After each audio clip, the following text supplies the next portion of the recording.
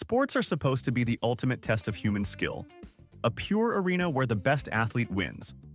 But what happens when the biggest opponent isn't the person across from you, but a line in the rulebook so mind-bogglingly stupid it defies all logic? We're about to explore the most absurd, nonsensical, and downright hilarious regulations ever conceived in the world of professional athletics. These are the 50 dumbest rules in sports history, and they will make you question everything. 1. There used to be an unwritten but widely accepted rule in NASCAR that you had to finish the race with the car you started in, no matter its condition. This led to the incredible spectacle of drivers physically pushing their smoldering, wrecked cars across the finish line on foot. In 1982, Tim Richmond ran out of fuel on the last lap at Riverside and fainted from exhaustion trying to push his car to the end. The rule was eventually changed, but for a while it turned the world's fastest motorsport into a primitive test of a driver's ability to shove a 3,400-pound piece of junk metal. 2. In the sacred ring of Japanese sumo wrestling, known as the dojo, women are strictly forbidden from entering. Not just as competitors, they can't even step inside for a ceremony. The tradition is rooted in ancient Shinto beliefs that consider women impure. This led to an incredibly awkward moment in 2018 when a female medic rushed in to perform CPR on a politician who had collapsed in the ring, only to be repeatedly told by the referee over the loudspeaker to get out. Saving a human life was momentarily secondary to a rule that belongs in a museum of ancient prejudices. 3. For a brief, glorious, and utterly barbaric moment, the Olympics featured live pigeon shooting as an official medal sport. At the 1900 Paris Games, competitors took aim at real birds released in front of them. The goal was to shoot down as many as possible. The event was a grisly success for the winner, who downed 21 birds, and an absolute nightmare for the grounds crew who had to clean up thousands of dead and wounded pigeons across the field. Unsurprisingly, it was the first and only time this particular brand of organized cruelty was part of the Olympic Games. 4. For the longest time, there was a massive loophole in the rules of soccer that made the game excruciatingly boring. A defending player could pass the ball back to their own goalkeeper, who was allowed to pick it up with his hands. This meant a team with a one-goal lead could just legally waste the rest of the game by passing the ball back and forth to their keeper, who would just hold it until an opponent got close. It was a perfectly legal way to refuse to play soccer. The rule was finally changed in 1992, forcing goalkeepers to use their feet and making the sport infinitely more watchable. 5. The New York Yankees, one of the most storied franchises in American sports, operates under a grooming policy that dates back to the 1970s. No player, coach, or executive is allowed to have any facial hair other than a mustache. This means superstar athletes making tens of millions of dollars have to shave their beards to play for the team. The rule was instituted by the famously eccentric owner George Steinbrenner, who believed it instilled discipline. In reality, it has just led to decades of multimillionaire athletes looking like they're about to ask for your license and registration. 6. When James Naismith invented basketball, his original 13 rules were revolutionary. One unwritten rule, however, was a logistical nightmare. Since he used peach baskets as hoops, every time someone scored, the game had to stop so a janitor could climb a ladder to get the ball out. This basically meant the reward for a great offensive play was an immediate and awkward timeout for everyone involved, completely killing any sense of momentum. It took years before someone finally had the brilliant idea to just cut a hole in the bottom of the basket. 7. This isn't a written rule, but rather a 1 in a billion enforcement of the laws of physics that was so absurd it has to be on the list. In 2001, Hall of Fame pitcher Randy Johnson threw a fastball clocked at nearly 100 miles per hour. At that exact moment, a mourning dove flew directly into the ball's path. The result wasn't a ricochet. It was a literal explosion of feathers. The bird disintegrated on impact in a scene so surreal that everyone, including the batter, just stood there in stunned silence. The official ruling? A no pitch. Apparently, there's no rule for what to do when a fastball commits an act of avian annihilation. 8. In the 1904 Olympic marathon, American runner Fred Loers crossed the finish line first, to roaring applause.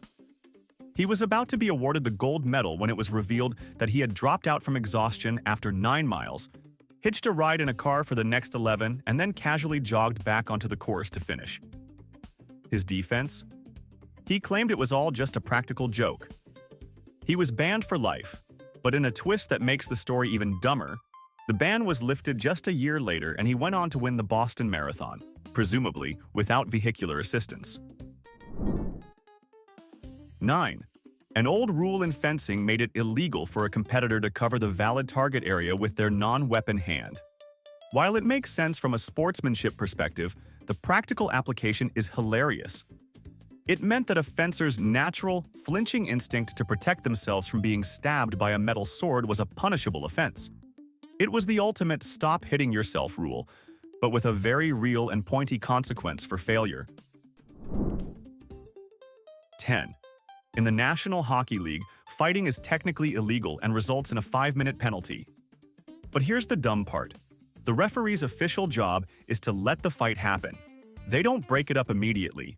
Instead, 2 designated officials will skate in, form a perimeter, and watch 2 players punch each other in the face until one of them falls or they both get tired.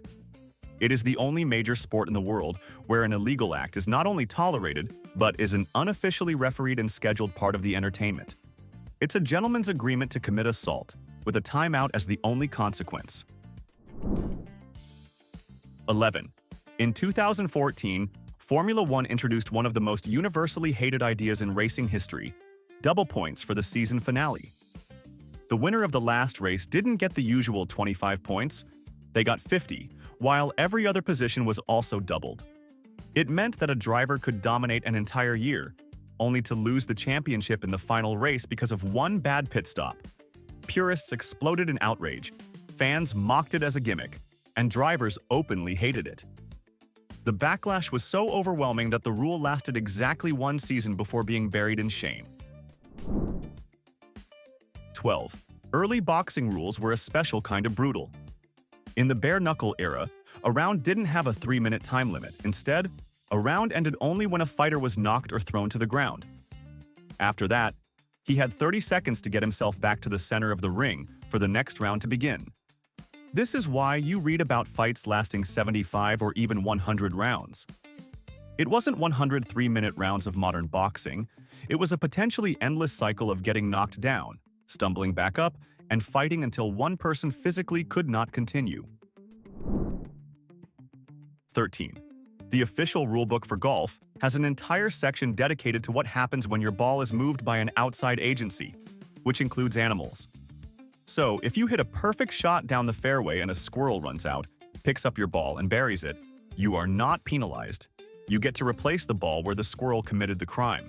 This means the United States Golf Association has a contingency plan for grand theft auto, but with a rodent and a Titleist.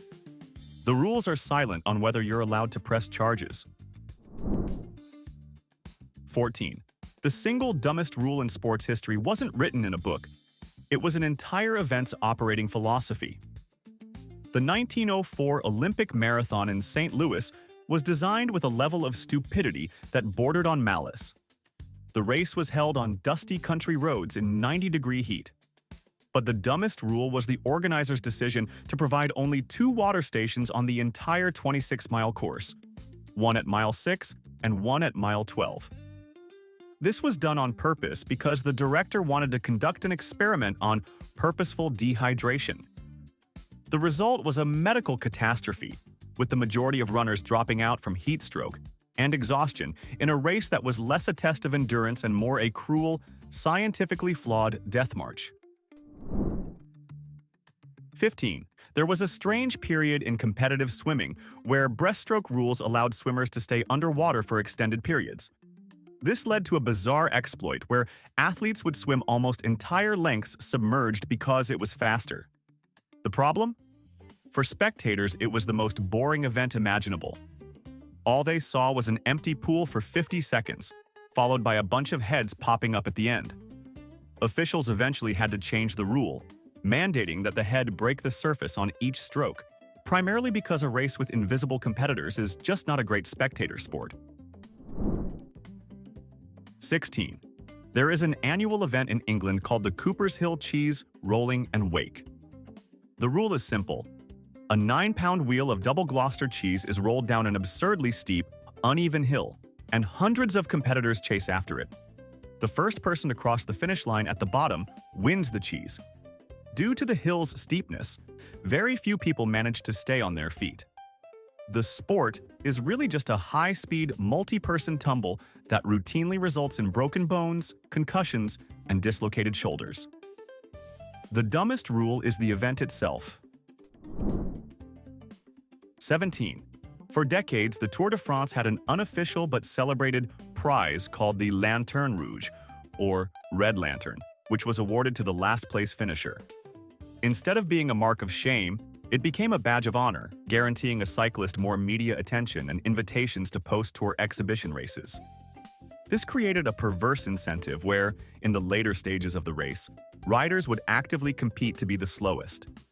They would hide behind barns, fake mechanical issues, and get lost just to lose enough time to secure last place. It was a race within a race, where the goal was to lose. 18. For years, the NFL earned the nickname the No Fun League for one incredibly petty rule. It was a 15-yard penalty for a player to take their helmet off on the field in celebration. Imagine scoring the game-winning touchdown in front of 80,000 screaming fans, a moment of pure, unadulterated triumph, and being penalized because you wanted to feel the air on your face. The rule was meant to promote sportsmanship, but in practice, it just punished players for having a completely normal human reaction to achieving a lifetime goal. 19. The wife-carrying World Championships is a real internationally recognized sport, and its rulebook is a masterpiece of absurdity. The event involves men racing through an obstacle course while carrying a female teammate. But here's the dumbest part. The rules state that the wife must weigh a minimum of 49 kilograms, or about 108 pounds. If she weighs less than that, she has to be saddled with a weighted rucksack to make up the difference.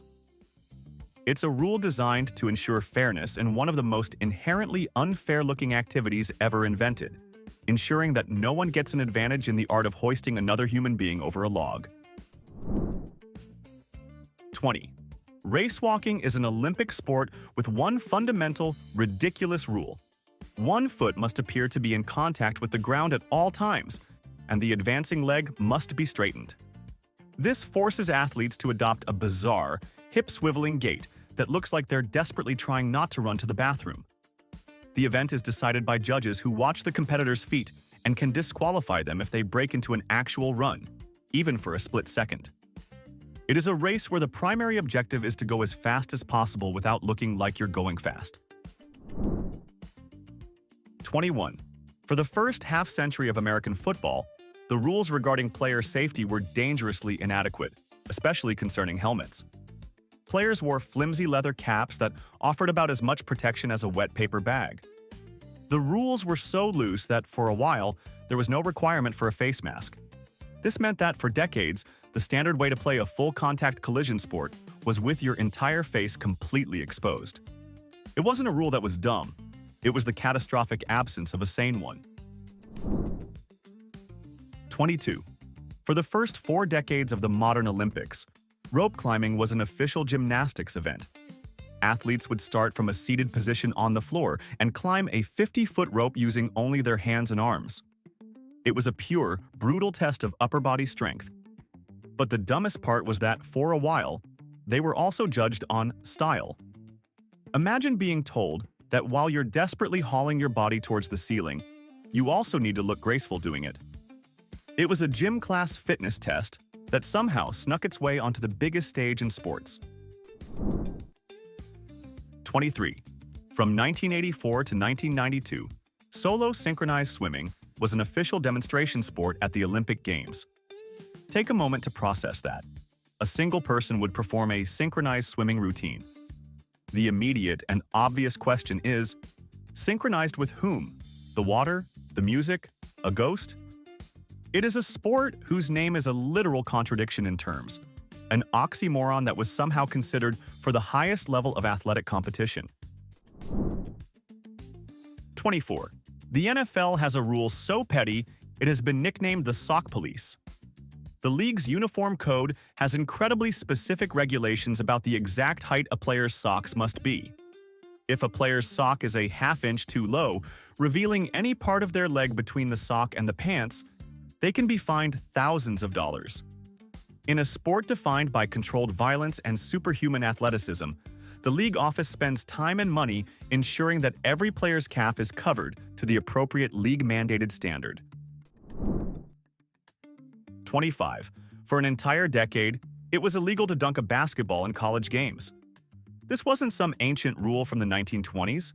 This was from 1967 to 1976. Why?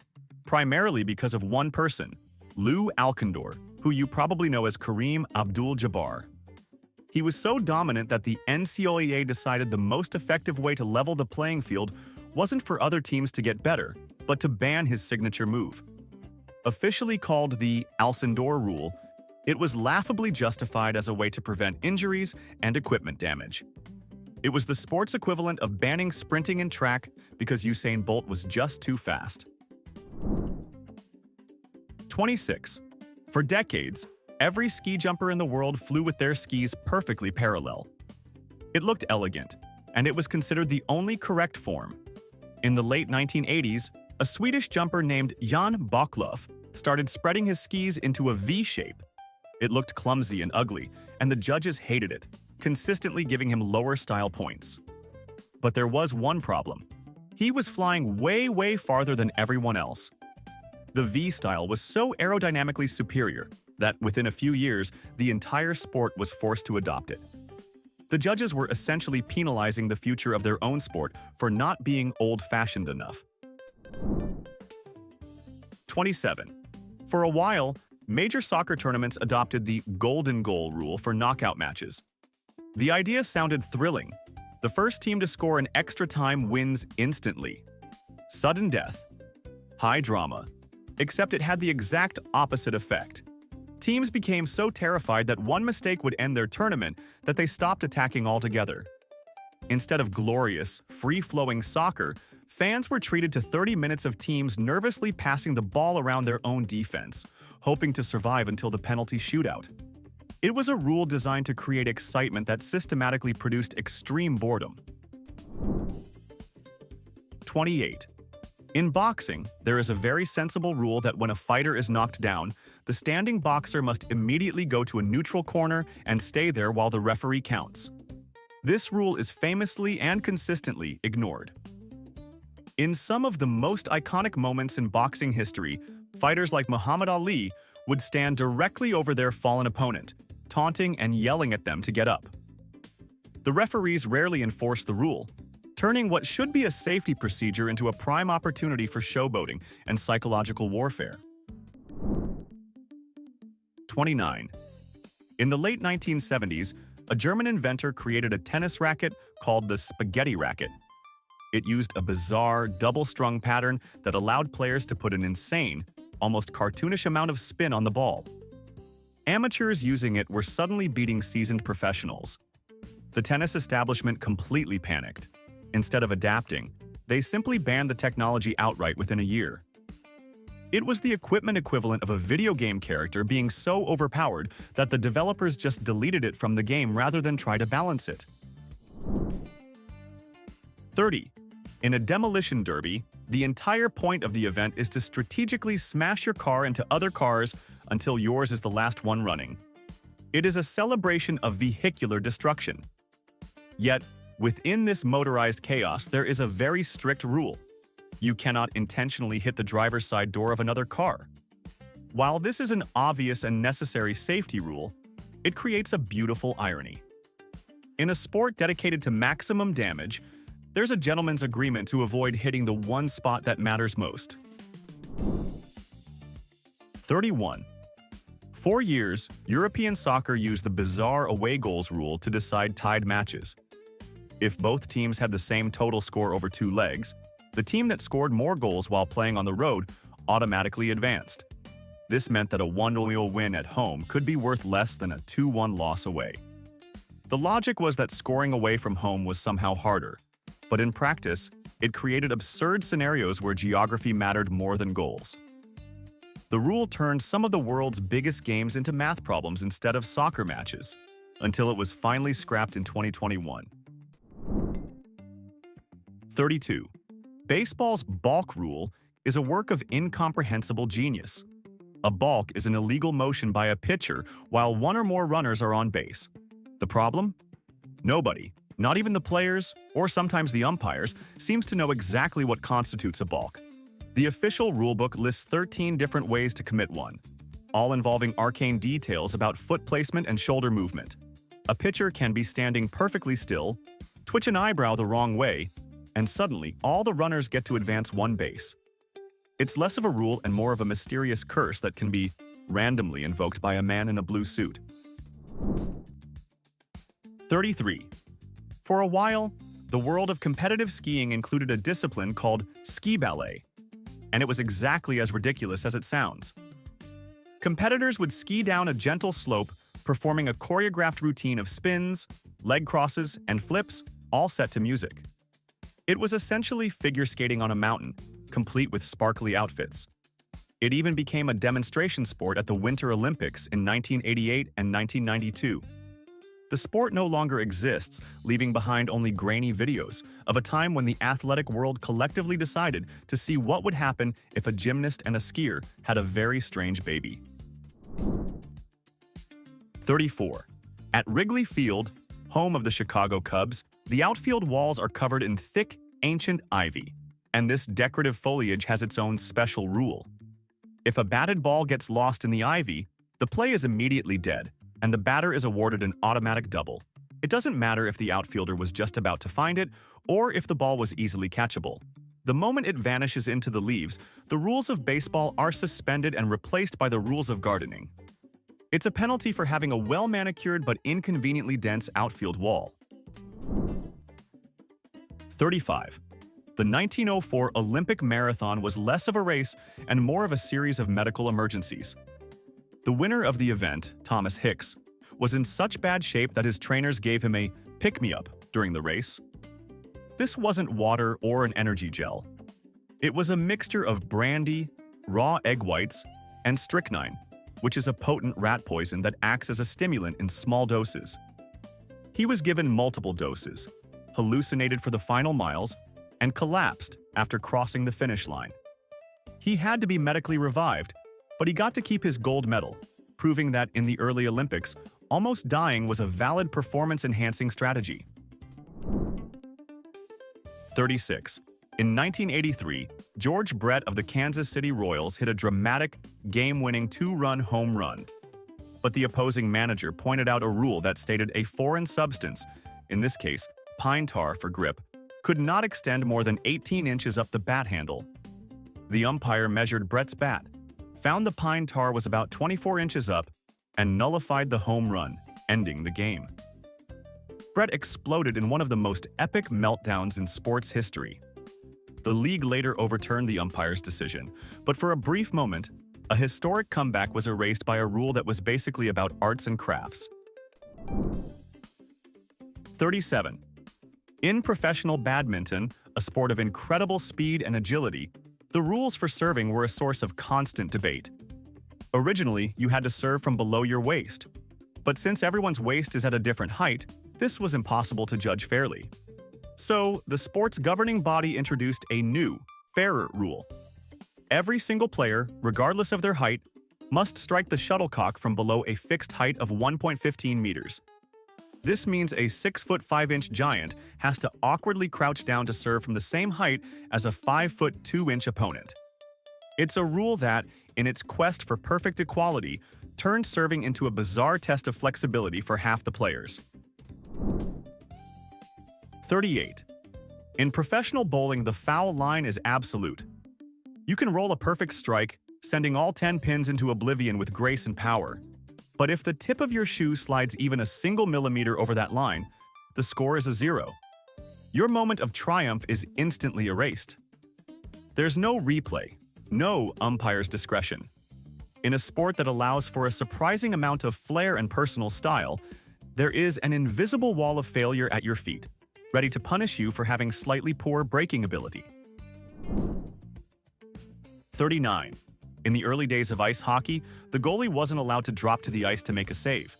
The official rule stated that goaltenders had to remain standing at all times. So picture it. Pucks flying at your face at 90 miles per hour, and your job was to just politely stay upright like a Victorian gentleman. Goalies who dared to sprawl or dive were actually penalized for ungentlemanly conduct. The rule was eventually scrapped in the 1910s, once it became obvious that stopping vulcanized rubber missiles with etiquette was not a sustainable strategy. 40. In the highly traditional world of sumo wrestling, there is an instant loss condition known as kinjite, which covers illegal moves. But the most embarrassing way to lose a match is through a wardrobe malfunction. A wrestler's only garment is a heavy silk loincloth called a mawashi. If, during the course of a match, the mawashi comes completely undone, the wrestler is immediately disqualified. You can be on the verge of victory, but if your uniform gives up, so do you. It's the ultimate and most revealing walk of shame in all of sports. 41. In baseball, there is a famously vague rule for when a fan interferes with a ball in play. The umpire is given the power to decide what would have happened if the fan hadn't gotten involved. This led to a legendary moment in the 1996 baseball playoffs when a 12-year-old fan named Jeffrey Meyer reached over the outfield wall and caught a ball that was clearly about to be caught by an outfielder for an out. The umpire, instead of calling the batter out, ruled it a home run, completely changing the momentum of the series. The rule essentially allows a single referee to invent a fictional outcome to a real event, all because one spectator couldn't keep his hands to himself. 42. In the game of darts, a player can throw a perfect dart that lands squarely in the triple 20, the highest scoring spot on the board. But if that dart fails to stick and bounces out onto the floor, it is worth 0 points. There's no replay, no do-over. The dart must remain in the board for the score to count.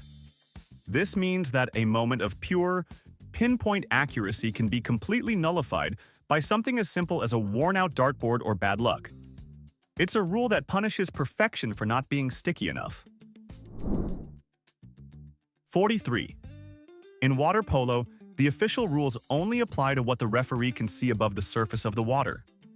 This has created an unwritten but universally accepted second set of rules for what happens underwater. Below the surface, the sport transforms into a brutal form of aquatic combat. Kicking, grabbing, and holding are not only common, they are standard strategy. It's a sport that operates with a formal, civilized rulebook on top, and a chaotic, anything-goes fight club just a few inches below. 44. The Cotswold Olympic Games in England features an official world championship for a sport called shin kicking. The rules are exactly as brutal and idiotic as you think they are. Two competitors hold each other by the collar and then proceed to viciously kick each other in the shins until one of them falls to the ground. To add a layer of professional absurdity, competitors are allowed to stuff their trouser legs with straw for padding. It's a combat sport where the primary skill is having a high pain tolerance and the primary equipment is a farm byproduct. 45. Tennis uses the strangest scoring system in all of sports. Love, 15, 30, 40, game. The question that has plagued casual fans for centuries is, why 40? Why not 45? The system is believed to have originated in medieval France, where a clock face was used to keep score, moving the hand to 15, 30, and 45. The 40 is just a shortened version of 45 that became tradition. So, one of the most elegant sports in the world uses a scoring system based on a broken clock, and nobody has bothered to fix it in over 500 years. 46. In hurdling, the objective is to clear a series of barriers while running at full speed. But the penalty for failing to clear them is surprisingly lenient. You can crash into, knock over, and generally obliterate every single hurdle on the track. And as long as you don't do it intentionally or impede another runner, you won't be disqualified. You'll lose a lot of time and probably some skin, but it's technically legal. This creates the strange visual where a race can be won, not by the most graceful jumper, but by the person who is simply the fastest at running through things. 47. Glima, a form of traditional Nordic folk wrestling, has a rule that is the exact opposite of every other combat sport. The competitors must always maintain an upright posture and are not allowed to crouch or drop to the ground. The dumbest rule, however, is one of etiquette. Wrestlers are required to look over their opponent's shoulders, not down at their feet or legs. This is meant to ensure the sport is a test of technique and strength, not trickery. It's a combat sport with a mandatory no peeking rule. 48. Tug of war was once an official Olympic event, but the rules were so half-baked they bordered on slapstick. Teams of 8 would pull on a rope until one side dragged the other across a line, but there was no limit on equipment. At the 1904 Olympics, one team showed up wearing heavy work boots with steel cleats, while their opponents had nothing but regular shoes. Predictably, the cleated team won easily, basically anchoring themselves into the ground. Instead of banning cleats, officials just shrugged. Tug of war quietly disappeared from the Olympics after 1920, leaving behind a legacy of unfair footwear supremacy. 49. The game of chess has a rule that is a masterpiece of anticlimax: the stalemate. A stalemate occurs when a player is not in check, but has no legal moves they can make. You would think this means the player who has so thoroughly trapped their opponent is the winner. You would be wrong. A stalemate is a draw. You can be one move away from a guaranteed victory, but if you accidentally create a situation where the enemy king is trapped but not directly attacked, the game is over and nobody wins. It is the ultimate punishment for being too dominant, too carelessly. Okay, we've gone through 49 points and only the grand finale remains. But before we get to number 50, it's time for the final verdict. In our opinion, the award for the most mind-bogglingly dumb rule in sports history has to go to solo synchronized swimming. Simply because it manages to be a contradiction in terms, a philosophical puzzle, and a questionable use of an Olympic-sized swimming pool all at the same time. Do you agree with our verdict? Or did another rule deserve this dubious honor? Let us know what you think in the comments. And now, our final number.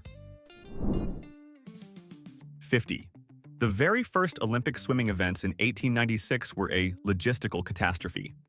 The 1,200-meter freestyle, for instance, wasn't held in a pool. Instead, competitors were taken out by boat into the freezing 55-degree waters of the Mediterranean Sea and simply told to swim back to shore. The waves were up to 12 feet high. The winner later confessed that the overpowering urge to survive was his main motivation. It wasn't so much a race as it was a loosely organized maritime disaster that happened to have a medal at the end of it. 50 rules, each one dumber than the last. Proof that sometimes the biggest opponent in sports isn't another athlete, it's the rulebook itself. But now it's on you. Which of these deserves the title of stupidest rule ever created? Or is there an even more insane one you've seen in your own sport that should have made this list? Drop your answer in the comments and let the arguments begin. Hit that like, smash subscribe, and stick around. Because this channel is where the world's most ridiculous history gets dragged back into the spotlight.